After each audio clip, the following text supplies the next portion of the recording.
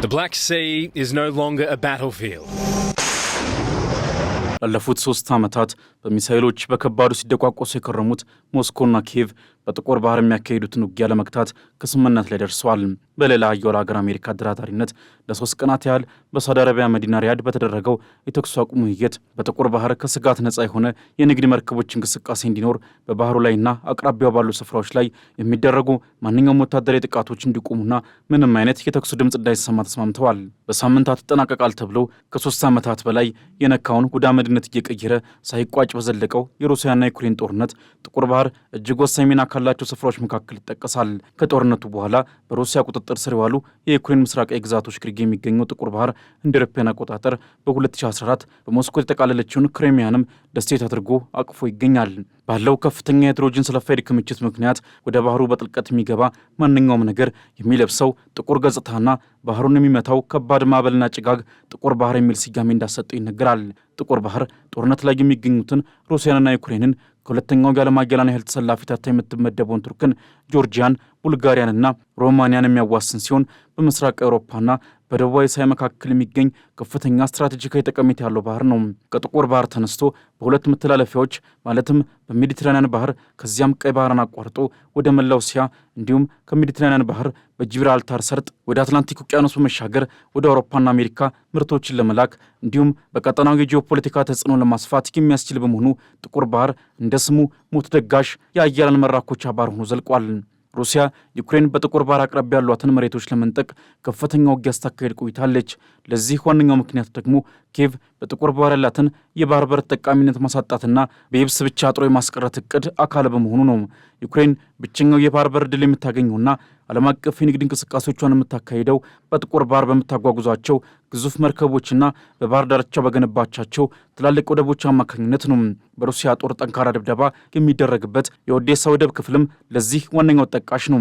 ዩክሬን ከግዙፉ የኦዴሳ ወደብ በተለይም ስንዴን ጨምሮ የግብርና ምርቶችን ለዓለም ገበያ የምታቀርበው በጥቁር ባህር ሲሆን ሩሲያም ባህሩን በመጠቀም ከፍተኛ ንግድ እንቅስቃሴ የምታካሄድ በመሆኑ በጦርነቱ ክንዳቸው እስኪዝል እየተፋለሙ ያሉት ሁለቱ ወገኖች በኢኮኖሚ አቅማቸው ሳይንገዳገዱ ሚዛናቸውን አስጠብቀው እንዲቀጥሉም ወሳኝ ንግድ መተላለፊያ ሆኖ እያገለገለ የሚገኝ ባህር ነው። ጥቁር ባህርን ያለ ተቀናቃኝ በፍኝ ውስጥ ማስገባት ካለው ከፍተኛ ኢኮኖሚ ጠቀሜታ ባሻገር ግዛፍ የሚነሳው ጠቀሜታው ደግሞ ያለው እጅግ ስልታዊ ወታደራዊ ሚናውና በባህሩ ዙሪያ ያደገ የመጣውን የተጻራሪ ኃይሎች ፍላጎትን መሰረት ያደረገ የኃይል እንቅስቃሴ ማዕከል መሆኑ ነው። ከዚህ ባለፈ በምዕራባውያን የሚዘወረውና ከሩሲያ ዩክሬን ጦርነት ጀርባ ለኪየቭ ትልቅ ድጋፍ እያደረገ የሚገኘው የሰሜን አትላንቲክ ጦር ቃል ኪዳን ድርጅት ኔቶ የባህሩ ተጋሪዎች በሆኑት ቱርክ፣ ቡልጋሪያና ሮማንያ አማካኝነት ተጽዕኖ በስፋት እየጨመረ የመጣ በመሆኑ ሞስኮንም ሆነ ቆፍጣናው መሪዋን ፑቲንን በቀጠናው ላይ ለአፍታ ዓይናቸውን ዕቁብ እንዲያርገበግቡና በተጠንቀቅ እንዲቆም የሚያደርግ ስለመሆኑ በእንግሊዙ ቀዳሚ የመከላከያና ደህንነት ጥናት ተቋም ሮያል ዩናይትድ ሰርቪስ ኢንስቲትዩት ወይም ሩሲ የዓለም አቀፍ የደህንነት ክፍል ዳይሬክተር ዶክተር ኔይል ሜልቪን ያብራራሉ። እንደሳቸው ገለጻ ከሆነ ሩሲያ እንደ አውሮፓውያን አቆጣጠር በ2008 ከሌላኛዋ የባህሩ ተዋሳኝ ሀገር ጆርጂያ ጋር ባካሄደችው ጦርነት የጆርጂያ አካል የነበሩት አብካዚያና ደቡብ ኦሴሺያ ተገንጣይ ግዛቶች እንዲሆኑና የጆርጂያ ጦር ከግዛቶቹ እንዲወጣ ማድረጓ ይህንን ስጋት ለመቀልበስና በባህሩ ላይ ያላትን ቀጥተኛ ተሳትፎ ለማስፋፋት ያለመ ነው ሲሉ ይገልጻሉ። ምንም እንኳን እንደ ክሬሚያ ሁሉ ተገንጣይ ግዛቶቹ በሩሲያ ስር ለመጠቃለል እስካሁን ፈቃደኛ ባይሆኑምና በስምምነት ባይታቀፉም ሞስኮ በካውካሰስ ቀጠና ያደረባትን ስጋት በመጠኑ መቀነስ መቻሉ ይነሳል። የተባበሩት መንግስታት ድርጅትና ኔቶን ጨምሮ የሩሲያን የገንጣይነት ሚና በማውገዝ ለግዛቶቹ የሀገርነት እውቅና የነፈጉ ቢሆንም ሩሲያ በአንጻሩ ለግዛቶቹ የሉዓላዊነት እውቅና ሰጥታለች። ፑቲን በደቡብ እስያ የካውካሰስ ክፍል በአርሜኒያ እንደገነቡት የጦር ሰፈር በጆርጂያ ተገንጣይ ግዛቶችም ግዙፍ የጦር ሰፈር በማቋቋም በጥቁር ባህር ያላቸውን ተጽዕኖና ተሳትፎ የማሳደግ የረጅም ጊዜ ትልም አላቸው ሲሉ ዶክተር ኔይል የሩሲያን በቀጠናው ያላትን ጠንካራ ፍላጎት ያስረዳሉ። ከዚህ በተጨማሪ ሩሲያ ከፈረንጆቹ አቆጣጠር 2014 ጀምሮ ደግሞ ኃይሏን ወደ ዩክሬን ምስራቃዊ ክፍል በማስፋት ክሬሚያን የያዘች ሲሆን ከኪየቭ ጋር በ2022 ጦርነት የከፈተችውም በዋናነት ይህንኑ የኔቶን የቀጠናው ተስፋፊነት ለመግታት መሆኑን በየወቅቱ ይገለጻል። ከጦርነቱ ጅማሮ በኋላ ኔቶ በጥቁር ባህር አዋሳኝ የምስራቅ አውሮፓ ክፍል ወታደራዊ እንቅስቃሴውን እያስፋፋ የሚገኝ ሲሆን በዚህ የተጠናከረ እንቅስቃሴውም በባልቲክ ቀጠና የሩሲያን ሚና በማዳከሙ ጥቁር ባህር ለሩሲያ የሞት ሽረት ትግል የሚካሄድበት የጦርነት አውድማ እንዲሆን አስገድዷል። በዚህም ለሞስኮና ፕሬዚዳንት ቭላዲሚር ፑቲን ጥቁር ባህርን መቆጣጠርና ዩክሬን በጥቁር ባህር አቅራቢያ ያላትን ተሳትፎ ማዳከም ጦርነቱን በበላይነት ለመቋጨት ብቻ ሳይሆን ለቀጣይ የአገሪቷና ፕሬዚዳንቷ ያለውና አንገብጋቢ ምዕራፍ በመሆኑ ለነገ የማያድር ትልቅ የቤት ሥራ ሆኖ ዘልቋል። ሩሲያ በጥቁር ባህር ወሰንተኛ ባትሆንም በኔቶ አማካኝነት አትላንቲክ ውቅያኖስን ተሻግራ የተጽዕኖ አድማሷን አግዝፋ ከቀጠለችው ዋሽንግተን ጋር በሳውዲ አረቢያ የመከረችውም በዋናነት የጥቁር ባህርን ደህንነት የማስጠበቅና በባህሩ የንግድ እንቅስቃሴ ላይ የተጣሉባትን ማዕቀቦች እንዲነሱ ግፊት ለማድረግ መሆኑን ዋሽንግተን ታይምስ በዝርዝር አትቶ አስፍሯል። በሩሲያ የላይኛው ፓርላማ የውጭ ጉዳይ ኮሚቴ ተጠሪ ግሪጎሪ ካራሲን የተመራ ልዑክ የዋይት ሀውስ ብሔራዊ ደህንነት ምክር ቤት ዳይሬክተር አንድሪው ፒክ ከተመራ ልዑክ ጋር በሪያድ ባካሄዱት በዚህ ውይይት አሜሪካና ሩሲያ በጥቁር ባህር ደህንነቱ የተጠበቀን የንግድ መርከቦች እንቅስቃሴን ለማረጋገጥና በአካባቢው በተጠናከረ ሁኔታ የሚወሰደውን ወታደራዊ ያለ እርምጃ ለማስቀረት ተስማምተዋል።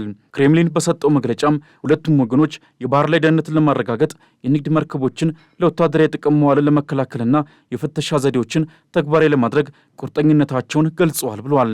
ሩሲያ በጥቁር ባህር ተጓጉዘው ለዓለም ገበያ የሚቀርቡ የግብርናና ማዳበሪያ ምርቶች ላይ የተጣለባት ማዕቀብ እንዲነሳላት በጠየቀችው መሰረትም አሜሪካ ምርቶቹ ወደ ዓለም ገበያ እንዲመለሱ እገዛ ታደርጋለች ሲል ዋይት ሀውስ ከስብሰባው በኋላ ገልጿል። ዩናይትድ ስቴትስ ለሩሲያ የማዳበሪያና የግብርና ምርቶች የውጭ ንግድ፣ የወደብ እንዲሁም የክፍያ ስርዓት ለማመቻቸት ማቀዷም ከድርድሩ በኋላ ይፋ የተደረገ ሌላኛው ውጤት ስለመሆኑ ተነግሯል።